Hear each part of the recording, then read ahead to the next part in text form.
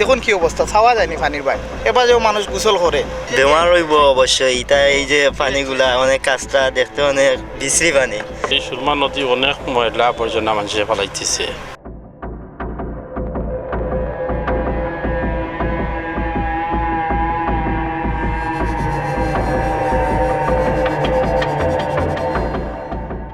দেখে মনে হতে পারে ময়লার ভাগার, নির্বিচারে বর্জ্য ফেলে নদী দূষণের কারণে একদিকে যেমন হুমকির মুখে সুরমার জীববৈচিত্র্য, ঠিক তেমনি ভোগান্তি পোহাতে হচ্ছে সুরমা তীরের জনসাধারণকেও। একসময়ের খরস্রোতা সুরমার এখন এমনই দৈন্যদশা।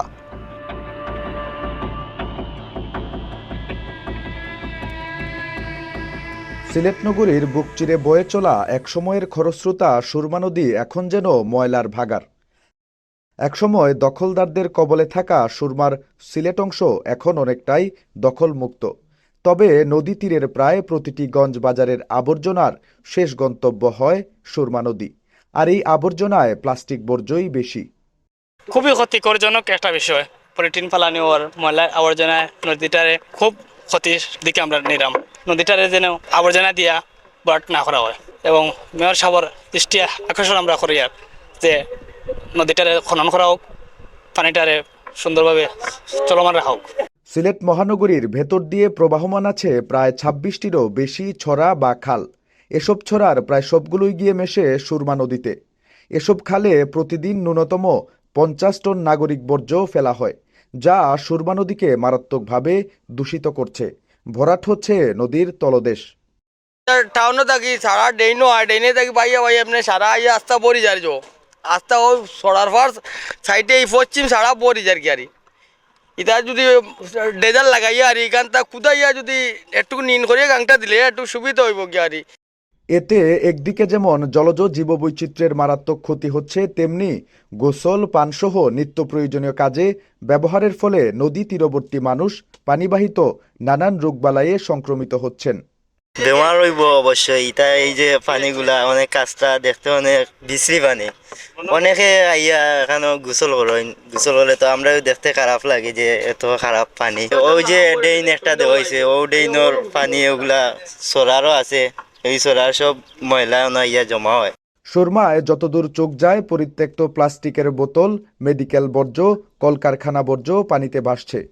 সুরমা নদীতে এমন দূষণ নতুন নয়। সিলেট নগরের অংশে অবস্থিত নদী তীরের অন্তত ৯টি এলাকায় নিয়মিত আবর্জনা ফেলার কারণে এ দূষণ দেখা দিয়েছে বলে অভিযোগ বাসিন্দাদের। এই সুরমা নদী এই সুরমা নদী অনেক ময়লা আবর্জনা মানুষে ফেলাইতেছে। এই পরিবেশ নষ্ট হইতেছে, আর এই সুরমা নদী দিন দিন ভরাট হইতেছে। আমরা সবার দায়িত্ব, গাংটা সবার লাগি আমাদের দরকার, তাই আমরা সবার দায়িত্ব আছে এখানে। সরেজমিনে দেখা গেছে নদীর কিনব্রিজ এলাকার ডানে ও বাঁয়ে অন্তত আধা কিলোমিটার করে প্রায় ১ কিলোমিটার স্থানে দূষণের তীব্রতা সবচেয়ে বেশি। এসব স্থানে প্লাস্টিক ও বোতলজাত পরিত্যক্ত সামগ্রীর পাশাপাশি ক্লিনিক্যাল বর্জ্য, সুপারি ও নারিকেলের ছোলা, পচা সবজি পানিতে ভাসছে। নগরীর শেখঘাট, কাজিরবাজার, তোপখানা, চাঁদনীঘাট, কালীঘাট, মাছিমপুর, কদমতলী ঘাট, কুশিঘাট, টেকনিক্যাল রোড ঘাট এলাকার নদী তীরে স্থানীয় লোকজন নিয়মিত হোটেল রেস্তোরাঁর পচা ও উচ্ছিষ্ট খাবার সহ নানা রকমের বর্জ্য ফেলছেন। দেখুন কি অবস্থা, ছাওয়া যায়নি পানির বাইরে, এবার যে মানুষ গোসল করে। মেইনলি আপনার এগু সমাধান হইতো, ময়লা ফানানি বন্ধ হইতো আর নদীটারে খনন হইতো, আনলে আমরা সিলেটবাসী ভুক্তভোগী সারা জীবন ভরা। তীরে ফেলার কারণে এসব বর্জ্য গড়িয়ে পানিতে পড়ছে। কয়েক বছর ধরে প্রকাশ্যে এসব বর্জ্য ফেললেও সংশ্লিষ্ট কর্তৃপক্ষ দূষণ রোধে কার্যকর কোনো ব্যবস্থা গ্রহণ করছেন না। এ ব্যাপারে সিলেট সিটি কর্পোরেশনের মেয়র আনোয়ারুজ্জামান চৌধুরী বলেন, সুরমার দূষণ রোধে সিসিকের নানা কার্যক্রম চলমান রয়েছে।